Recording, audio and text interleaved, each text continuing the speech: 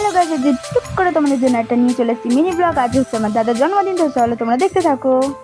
তারপর এখানে cake cutting হচ্ছে, তোমরা দেখে নাও।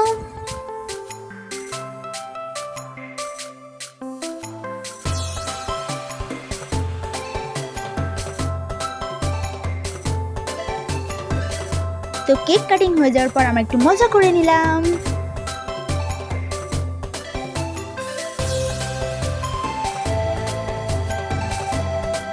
তো তারপর শুরু হলো ডান্স।